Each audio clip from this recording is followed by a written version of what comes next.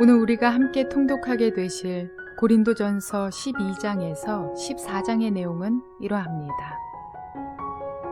하나님의 선물인 은사에 대한 잘못된 생각은 고린도 교회에 발생한 또 하나의 문제였습니다. 하나님께서 주신 선물인 은사는 교회 안에서 차별을 만들기 위함이 절대 아닙니다.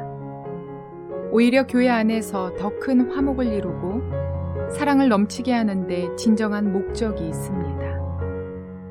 그런데 고린도 교인들은 하나님의 귀한 선물을 올바르게 이해하지 못하고 서로의 은사로 인하여 질투하고 시기하게 된 것입니다.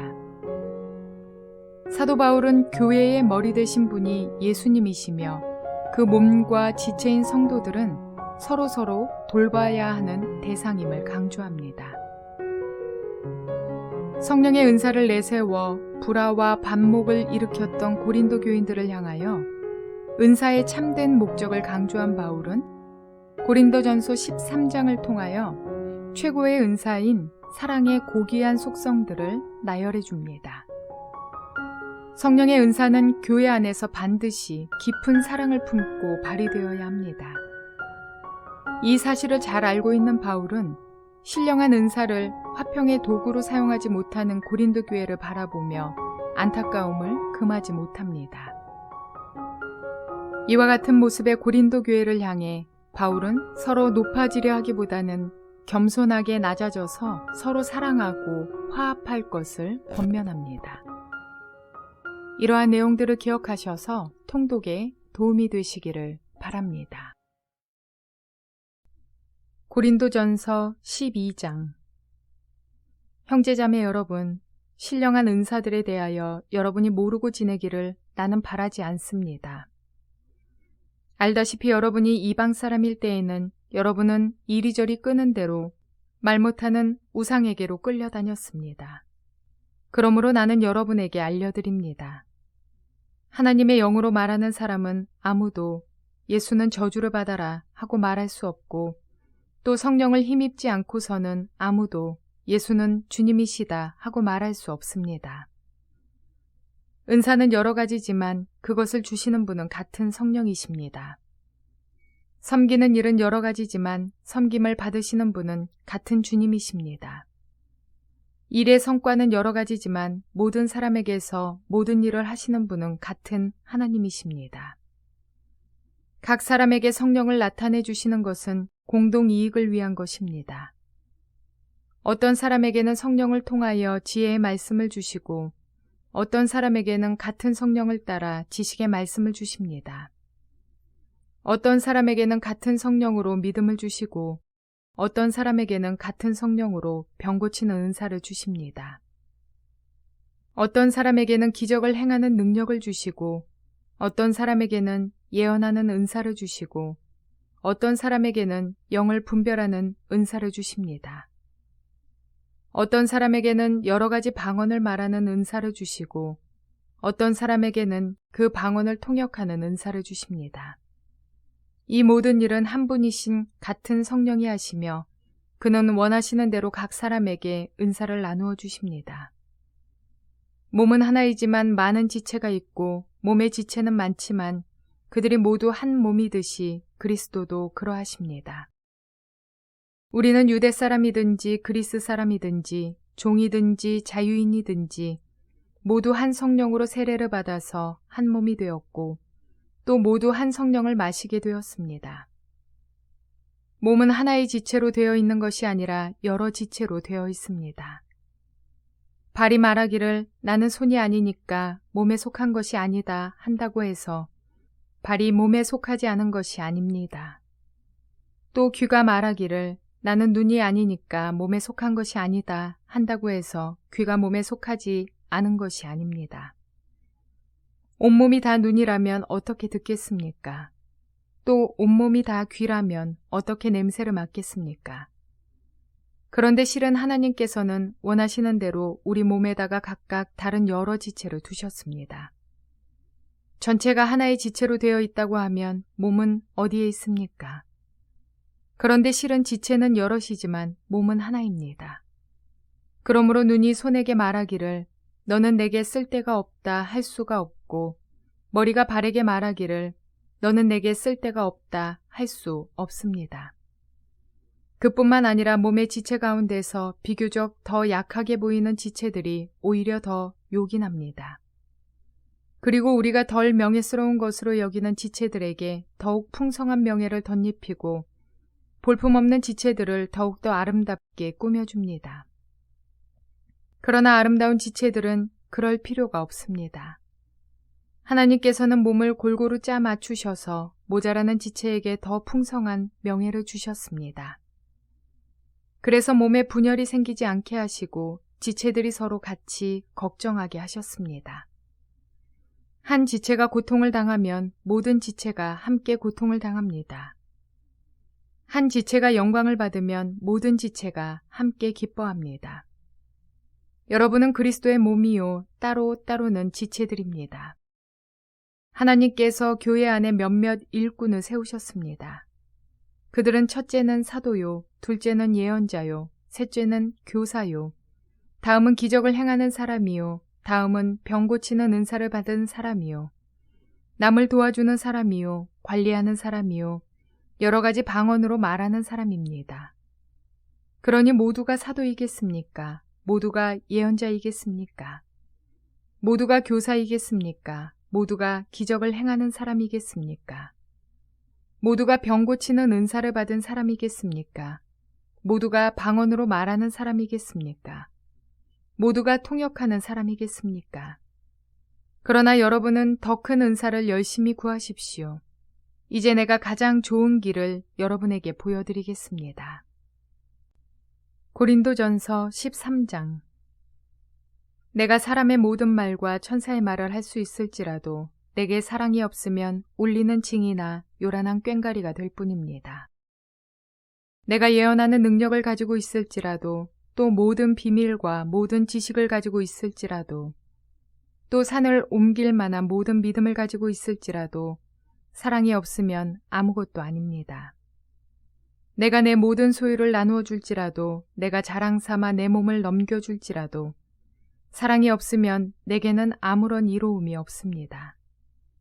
사랑은 오래 참고 친절합니다. 사랑은 시기하지 않으며 뽐내지 않으며 교만하지 않습니다. 사랑은 무례하지 않으며 자기의 이익을 구하지 않으며 성을 내지 않으며 원한을 품지 않습니다. 사랑은 불의를 기뻐하지 않으며 진리와 함께 기뻐합니다. 사랑은 모든 것을 덮어주며 모든 것을 믿으며 모든 것을 바라며 모든 것을 견딥니다. 사랑은 없어지지 않습니다. 그러나 예언도 사라지고 방언도 그치고 지식도 사라집니다. 우리는 부분적으로 알고 부분적으로 예언합니다. 그러나 온전한 것이 올 때에는 부분적인 것은 사라집니다. 내가 어릴 때에는 말하는 것이 어린아이와 같고 깨닫는 것이 어린아이와 같고 생각하는 것이 어린아이와 같았습니다. 그러나 어른이 되어서는 어린아이의 일을 버렸습니다. 지금은 우리가 거울로 영상을 보듯이 희미하게 보지만은 그때에는 얼굴과 얼굴을 마주하여 볼 것입니다. 지금은 내가 부분밖에 알지 못하지만은 그때에는 하나님께서 나를 아신 것과 같이 내가 온전히 알게 될 것입니다. 그러므로 믿음, 소망, 사랑 이 세 가지는 항상 있을 것인데 그 가운데서 으뜸은 사랑입니다. 고린도전서 14장. 사랑을 추구하십시오. 신령한 은사를 열심히 구하십시오. 특히 예언하기를 열망하십시오. 방언으로 말하는 사람은 사람에게 말하는 것이 아니라 하나님께 말하는 것입니다. 아무도 그것을 알아듣지 못합니다. 그는 성령으로 비밀을 말하는 것입니다. 그러나 예언하는 사람은 사람들에게 말하는 것입니다. 그는 덕을 끼치고 위로하고 격려하는 말을 합니다. 방언으로 말하는 사람은 자기에게만 덕을 끼치고 예언하는 사람은 교회에 덕을 끼칩니다. 여러분이 모두 방언으로 말할 수 있기를 내가 바랍니다마는 그보다도 예언할 수 있기를 더 바랍니다. 방언을 누가 통역하여 교회에 덕을 끼치게 해주지 않으면 방언으로 말하는 사람보다 예언하는 사람이 더 훌륭합니다. 형제자매 여러분, 내가 여러분에게로 가서 방언으로 말하고 계시나 지식이나 예언이나 가르침을 전하는 방식으로 말하지 않는다면 여러분에게 무슨 유익이 되겠습니까? 필이나 검은고와 같이 생명이 없는 악기도 각각 음색이 다른 소리를 내지 않으면 피리를 부는 것인지 수금을 타는 것인지 어떻게 알 수 있겠습니까? 또 나팔이 분명하지 않은 소리를 내면 누가 전투를 준비하겠습니까? 이와 같이 여러분도 방언을 사용하기 때문에 분명한 말을 하지 않는다면 그 말이 무슨 뜻인지 남이 어떻게 알겠습니까? 결국 여러분은 허공에다 대고 말하는 셈이 될 것입니다. 이 세상에는 수많은 종류의 말이 있습니다. 그러나 뜻이 없는 말은 하나도 없습니다. 내가 그 말의 뜻을 알지 못하면 나는 그 말을 하는 사람에게 딴 세상 사람이 되고 그도 나에게 딴 세상 사람이 될 것입니다. 이와 같이 여러분도 성령의 은사를 갈구하는 사람들이니 교회에 덕을 끼치도록 그 은사를 더욱 넘치게 받기를 힘쓰십시오. 그러므로 방언으로 말하는 사람은 그것을 통역할 수 있기를 기도하십시오. 내가 방언으로 기도하면 내 영은 기도하지만 내 마음은 아무런 열매를 얻지 못합니다. 그렇다면 어떻게 해야 하겠습니까?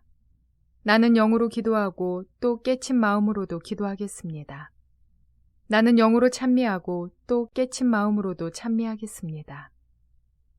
그렇지 않고 그대가 영으로만 감사를 드리면 갓 믿기 시작한 사람은 그것이 무슨 뜻인지를 알아듣지 못하므로 어떻게 그 감사 기도에 아멘 하고 말할 수 있겠습니까? 그대가 훌륭하게 감사 기도를 드린다고 해도 다른 사람에게는 덕이 되지 않습니다. 나는 여러분 가운데 누구보다도 더 많이 방언을 말할 수 있음을 하나님께 감사합니다. 그러나 나는 방언으로 만마디 말을 하기보다도 다른 사람을 가르치기 위하여 나의 깨친 마음으로 교회에서 5마디 말을 하기를 원합니다. 형제자매 여러분, 생각하는 데는 아이가 되지 마십시오. 악에는 아이가 되고 생각하는 데는 어른이 되십시오. 율법에 이렇게 기록되어 있습니다. 주님께서 말씀하시기를 내가 방언을 하는 사람의 혀와 딴 나라 사람의 입술로 이 백성에게 말할지라도 그들은 나의 말을 듣지 않을 것이다 하셨습니다. 그러므로 방언은 신자들에게 주는 표징이 아니라 불신자들에게 주는 표징이고 예언은 불신자들에게 주는 것이 아니라 신자들에게 주는 것입니다. 온 교회가 한자리에 모여서 모두가 방언으로 말하고 있으면 갓 믿기 시작한 사람이나 믿지 않는 사람이 들어와서 듣고 여러분을 미쳤다고 하지 않겠습니까? 그러나 모두가 예언을 말하고 있으면 갓 믿기 시작한 사람이나 믿지 않는 사람이 들어와서 듣고 그 모두에게 질책을 받고 심판을 받아서 그 마음속에 숨은 일이 드러나게 됩니다. 그래서 그는 엎드려서 하나님께 경배하면서 참으로 하나님께서 여러분 가운데 계십니다 하고 환히 말할 것입니다. 그러면 형제자매 여러분, 어떻게 해야 하겠습니까? 여러분이 함께 모이는 자리에는 찬송하는 사람도 있고 가르치는 사람도 있고 하나님의 계시를 말하는 사람도 있고 방언으로 말하는 사람도 있고 통역하는 사람도 있습니다. 모든 일을 남에게 덕이 되게 하십시오. 누가 방언으로 말할 때에는 2 또는 많아야 3이서 말하되 차례로 말하고 한 사람은 통역을 하십시오. 통역할 사람이 없거든 교회에서는 침묵하고 자기에게와 하나님께 말하십시오. 예언하는 사람은 2이나 3이서 말하고 다른 이들은 그것을 분별하십시오. 그러나 앉아있는 다른 사람에게 계시가 내리거든 먼저 말하던 사람은 잠잠하십시오. 여러분은 모두 한 사람씩 예언을 할 수 있습니다. 그래야 모두가 배우고 권면을 받게 됩니다. 예언하는 사람의 영은 예언하는 사람에게 통제를 받습니다. 하나님은 무질서의 하나님이 아니라 평화의 하나님이십니다. 성도들의 모든 교회에서 그렇게 하는 것과 같이 여자들은 교회에서는 잠자코 있어야 합니다. 여자에게는 말하는 것이 허락되어 있지 않습니다. 율법에서도 말한 대로 여자들은 복종해야 합니다. 배우고 싶은 것이 있으면 집에서 자기 남편에게 물으십시오. 여자가 교회에서 말하는 것은 자기에게 부끄러운 일입니다. 하나님의 말씀이 여러분에게서 났습니까? 또는 여러분에게만 내렸습니까? 누구든지 자기가 예언자이거나 성령을 은사로 받은 사람이라 생각하거든 내가 여러분에게 써 보내는 이 글이 주님의 명령이라는 것을 알아야 합니다. 누구든지 이것을 인정하지 않으면 그 사람도 인정을 받지 못할 것입니다. 그러므로 나의 형제자매 여러분, 예언하기를 열심히 구하십시오. 그리고 방언으로 말하는 것을 막지 마십시오. 모든 일을 적절하게 하고 질서 있게 해야 합니다.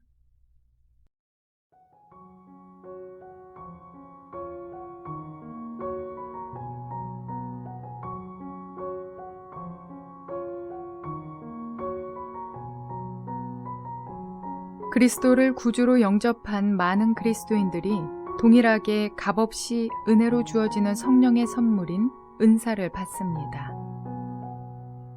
은사는 각각 예언, 영분별, 방언, 병고침, 믿음, 지혜의 말씀 등등의 모습으로 주어집니다. 그런데 중요한 것은 이 은사를 주시는 목적입니다. 누군가의 병을 고쳐주고 대가를 받아 부자가 되거나 예언의 의미도 제대로 모른 채 선무당과 같은 기도를 해주며 인기를 끌거나 그렇게 하기 위함이 아니라는 것입니다.